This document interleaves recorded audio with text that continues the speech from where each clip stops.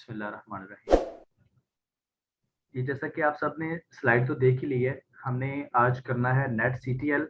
इन other words कह सकते हैं जी prediction of CTL epitopes in protein sequences. जो हम सीक्वेंस उस दिन लेके चले थे, आपको मैंने लास्ट असाइनमेंट भी दी थी, तो उसमें सबको पीडीबी नंबर प्लॉट किए थे रोल नंबर वाइज। तो आज भी हमने उसी तरह के काम करना है, बट हम करेंगे क्या, क्योंकि जो हम काम कर रहे हैं वो एपिटोप बेस्ड वैक्सीन डिजाइनिंग है। तो हमने करना क्या है, अपना सीक्वेंस जो है उसको रिट्राइव कर लेना पीडीबी से, और उसके बाद आपने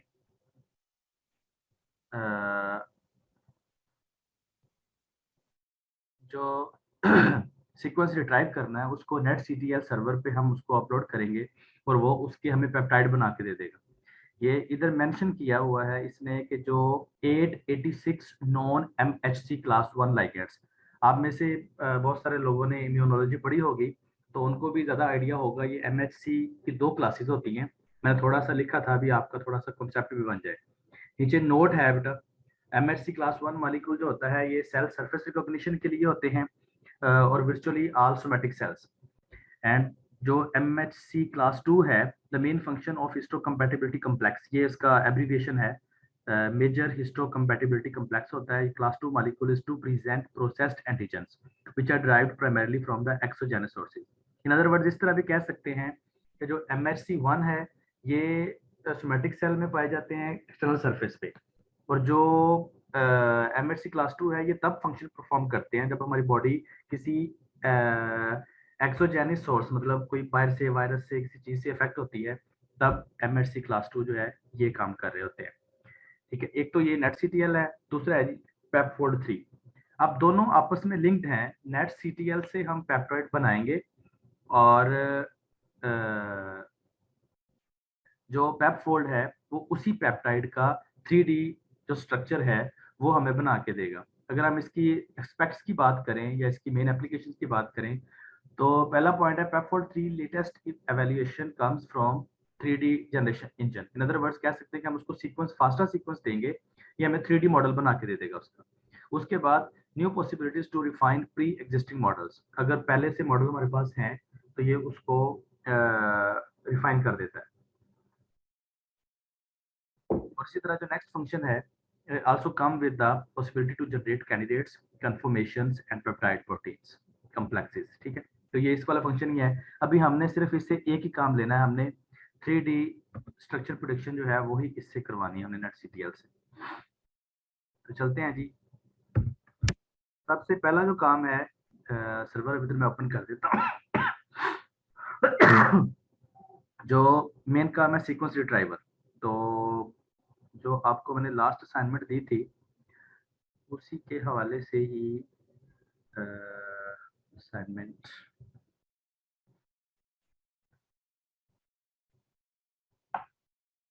ये वाली जो है आईडी दे देते, पीडीबी आईडी।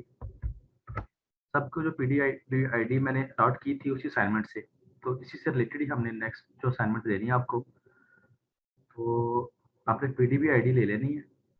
और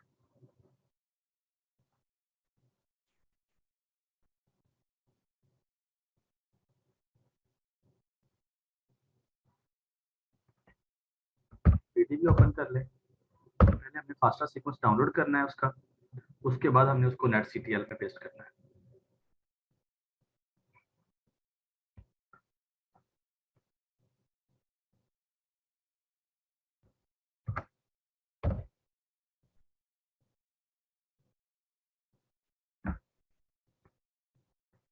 ये देखिए, ये एक प्रोटीन है, जस्ट आपने डाउनलोड फाइल पर क्लिक करना है, सबसे फर्स्ट ऑप्शन आएगी फास्टा सीक्वेंस की। ठीक है, आपने उस पर क्लिक कर देना है, और जो स्ट्रक्चर होगा उसका इस तरह करके आपके बॉटम पे डाउनलोड हो जाएगा। आपने उसको राइट क्लिक करके शो फोल्डर में चले जाना है। अब यहाँ पे ऐसे सबके साथ ऐसा शो नहीं होगा, क्योंकि अगर तो बाय डिफॉल्ट हम सेटिंग कर लेते हैं तो वो शो होता है।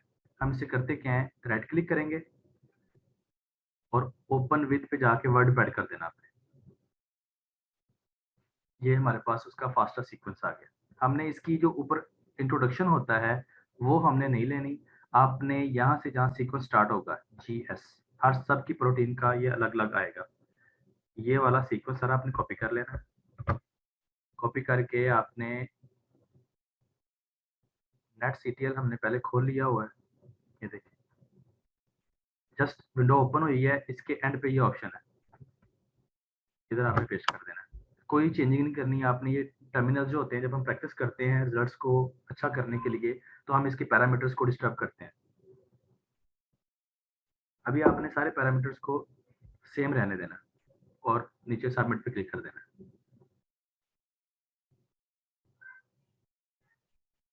ये देखिए, ये इसने जितने भी थे, मतलब वो शुरू में मैंने आपको बता दिया था, जो भी सीक्वेंस हम इसको देंगे वो उसके यहाँ पर उसने 299 यानी कि 300 के करीब पेप्टाइड बना दी है, ठीक है।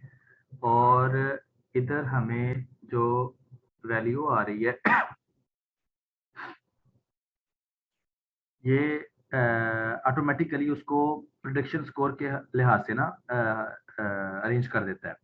मतलब उसने यहाँ पे बताया जो थ्रेशोल्ड है मैक्सिमम 0.75 है, और ये उसी तरह ये इसकी ज़्यादा होगी फिर इसकी कम होगी, जैसे भी है। आपने टॉप 10 पेप्टाइड यहाँ से सॉर्ट आउट कर लेने हैं, मतलब टेबल बना लेना है आपने एक। उस टेबल में आपने उनको नंबरिंग दे के, पहले में उसका सीरियल नंबर आ जाएगा 1 2 3 ये है, और उसके बाद नेक्स्ट आप लिखेंगे पेप्टाइड, तो ये पेप्टाइड का सीक्वेंस है ये वाला, ठीक है।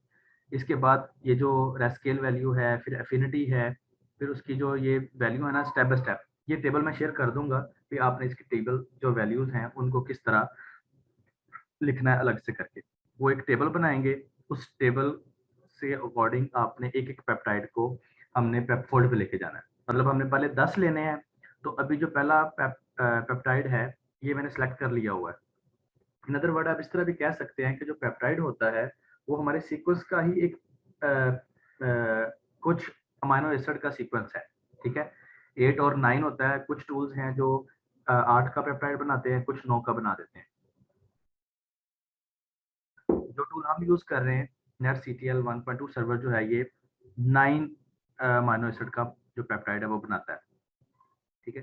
तो पेप्टाइड हमने यहाँ से कॉपी कर लेना है और उसी तरह हमने अ,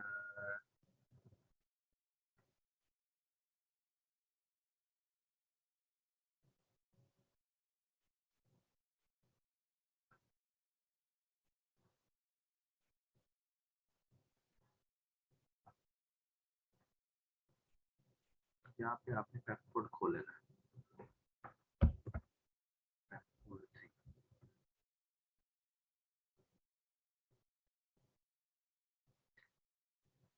दरमियान में करके ऑप्शन आएगी रन पेप्टोड 3, आपने यहाँ पे क्लिक कर देना है।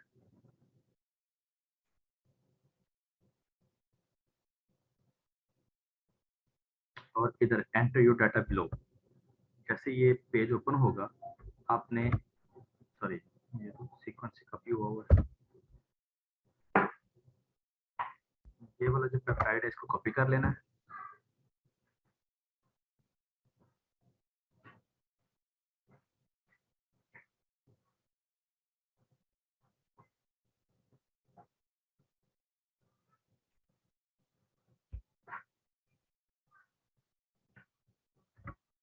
ये पेप्टाइड कॉपी हो गया। उसी तरह जैसे हमने netctl की डिफॉल्ट सेटिंग है, इसके भी जो नंबर ऑफ सिमुलेशन वगैरह हैं हमने इनको डिस्टर्ब नहीं करना, as it is by default setting रहने देनी है और एंड पे जाके आपने रन कर देना है। ये थोड़ा सा टाइम लेता है क्योंकि इसमें काफ़ी रश होता है इस तरह से। तो अभी ये रन होता है। अभी मैंने थोड़ी देर पहले प्रैक्टिस की थी, तो क्योंकि ये एक जॉब ऑलरेडी मैं कर चुका हूँ, वो इसमें शो भी हो रही है फिनिश्ड, और उसका मैंने रिजल्ट डाउनलोड भी किया हुआ है। ये जैसे ही आएगा इधर हमारे पास पैरामीटर शो करेगा, मतलब 5 पैरामीटर्स होते हैं उसके कंप्लीट करने के, वन बाय वन वो उसको कंप्लीट करता जाएगा तो शो होता जाएगा। और ये वाले जो ब्लू बॉक्सेस नजर आ रहे हैं ना, इसके एंड पे एक बॉक्स बनेगा जिसमें लिखा होगा डाउनलोड, वो मैं आपको स्क्रीनशॉट दिखा देता हूँ। वो इसलिए मैंने लिया था, अभी हो सकता है बाल का सर्वर पे ना जॉब पेंडिंग जा रही होती है। ये देखिए, ये एंड पे डाउनलोड की ऑप्शन आ जाएगी, जैसे ही हम इस पर क्लिक करेंगे तो हमारा जो स्ट्रक्चर होगा वो डाउनलोड हो जाएगा, ठीक है। अभी तो हम देखते हैं, खैर हमने अपलोड किया किया हुआ है, आई थिंक के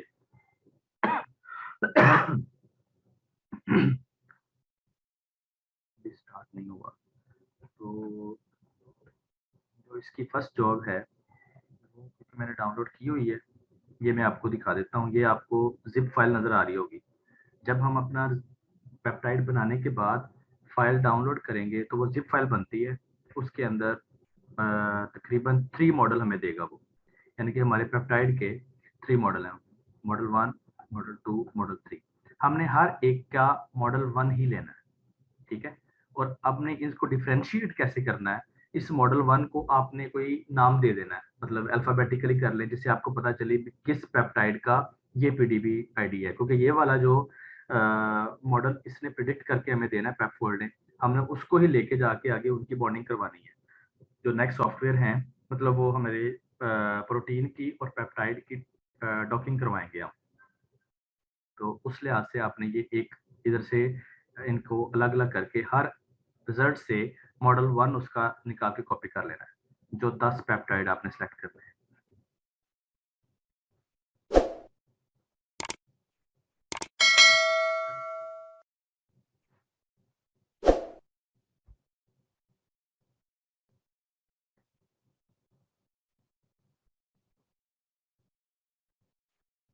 जहाँ तक किसी का कोई सवाल है तो पूछ ले भाई।